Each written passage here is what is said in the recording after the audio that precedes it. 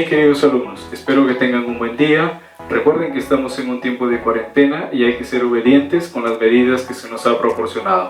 Recuérdese lavar bien las manos y procure siempre usar productos desinfectantes como la lejía o el alcohol. Recuerde que los que tienen que salir de casa, nuestros padres, deben de usar su mascarilla y sus guantes de protección. Sé que con mucha responsabilidad podremos lograrlo. El día de hoy te invito a desarrollar un tema muy importante como es el de genética, ya que es una rama de la biología, como lo veremos de aquí en adelante, de la cual te quiero comentar el día de hoy.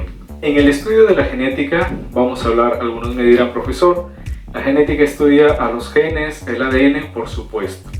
¿Desde cuándo más o menos nace la genética? Yo te he colocado aquí unos antecedentes a partir de 1865, pero recuerda que la genética de manera no científica se ha efectuado desde el tiempo de las culturas, por ejemplo de los babilonios, los egipcios.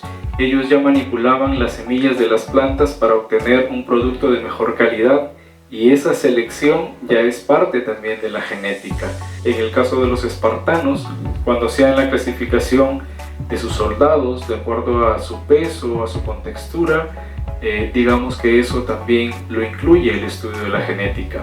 Pero de manera formal científica aparece en el año de 1865, cuando un personaje, Gregorio Mendel, propone una palabra para estos factores hereditarios que hoy conocemos como genes. En el año de 1871 aparece un personaje muy importante como es Friedrich Miescher, el cual descubre los ácidos nucleicos. Él aísla ADN del núcleo de un leucocito, se encontraba en un estado de pus. Él logra aislar la nucleína y puede determinar ahí la presencia de los ácidos nucleicos. Waldeyer descubre y acuña la palabra cromosoma. Recuerda tú, soma significa cuerpo y cromo significa pintar, es decir, es un cuerpo pintable, un cuerpo teñible. Y eso lo vamos a comprobar porque cuando queremos estudiar los cromosomas en la mitosis, por ejemplo, utilizamos determinadas tinciones y se pueden observar, sobre todo en la etapa de la profase tardía o con mucha más claridad en la metafase. En el año de 1900, Hugo de Vries propone la teoría de las mutaciones, aduciendo que todos los cambios intempestivos, inesperados, son producto de una mutación. También tenemos a Morgan. Él propone la teoría cromosómica de la herencia. También nos habla de la herencia ligada al sexo. ¿A qué se refiere con esto? Pues hay enfermedades que están determinadas a determinados cromosomas, tanto el X como el Y, los cromosomas sexuales. Y hay enfermedades que se ligan a uno de estos cromosomas. Por ejemplo, la hemofilia, que es aquella enfermedad en la cual no se nos permite la coagulación de la sangre con normalidad, se debe a una adherencia al cromosoma, es decir, una ligadura al cromosoma X, de tal manera de que las mujeres se vuelven portadoras de esta enfermedad. También tenemos en el año de 1953 a la dupla Watson y Crick. Ellos, gracias a los aportes de Rosalind Franklin, pueden determinar ese modelo de la doble hélice del ADN. En el año de 1997 ocurre algo muy inusual, inesperado para nosotros, como fue la clonación de la oveja Dolly. Poder obtener un individuo idéntico, de acuerdo a otro, sin la presencia, digamos, o sin el proceso natural de reproducción sexual entre animales. Luego tenemos, en el año 2001, digamos, se pudo codificar el genoma humano. Y este proyecto, imagínate, 2001, pero no empieza en el 2001, empieza en el año 1995, y en la cual muchos países se unieron para que económicamente pueda ser sostenido este proyecto y desarrollado como tal. Y se determinó que el ser humano tiene entre 25.000 y 30.000 genes. Entonces, de acuerdo a lo que hemos escuchado, si queremos decir qué cosa es la genética, pues podremos decir que es esa rama de la biología que se encarga de estudiar en los seres vivos dos mecanismos importantes. ¿Cuáles son? Uno de ellos, la herencia, ¿de acuerdo? Que no es más que la transmisión de caracteres de una generación a otra. Ojo con las palabras que te he subrayado para que recuerdes. El otro mecanismo es la variación, que comprende a las diferencias que existen entre los individuos de una misma especie. Recuerda que esta variación puede darse por la misma herencia o puede darse también por el medio ambiente. Tenemos que conocer y mencionar también al padre de la genética. Gregorio Mendel, nacido en Austria en el año de 1822, hijo de un veterano de guerra y de una madre jardinera, en el año de 1843, con pocos recursos, se hace monje y dentro de ello puede estudiar ciencias naturales y matemática, convirtiéndose en profesor. Al poco tiempo se convierte en abad o superior de ese convento. En el año de 1853 inicia una siembra de guisantes o alberjas.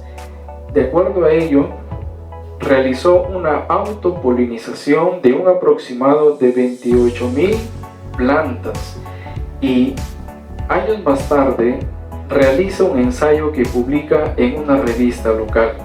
A esas conclusiones se les conoce como los principios, que posteriormente, en el año de 1900, lo redescubren tres personajes de diferentes países.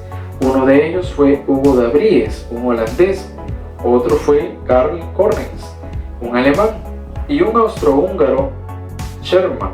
Los tres redescubrieron este aporte tan importante que realizó Mendel, a partir de los cuales, y en mérito a su gran trabajo, se le otorgó la creación de las leyes de la herencia. Es decir, estos personajes no asumieron los descubrimientos para ellos como tal, sino que volvieron a darle los créditos a quien hizo todo el trabajo para la obtención de las mismas. La genética también tiene una división. Aquí encontramos, por ejemplo, a la genética clásica, que es la que estudia la herencia de los caracteres, de acuerdo a las leyes que nos dejó Mendel. También tenemos a la genética molecular, que estudia la composición o estructura del ADN, además de las funciones de los genes. Aquí está incluido los procesos o principios básicos de la biología molecular, como es la replicación del ADN, la transcripción del ARN y la traducción del mismo en proteínas, ¿de acuerdo? También tenemos a la genética cuantitativa, que estudia, obviamente, cómo influyen los genes en el fenotipo, es decir, en la expresión física. La genética evolutiva, que estudia el comportamiento de los genes, pero dentro de un grupo humano o en una población. Además, la genética está relacionada con otras ciencias, por ejemplo, la eugenesia, que es el mejoramiento de la raza humana a través de las leyes de la herencia.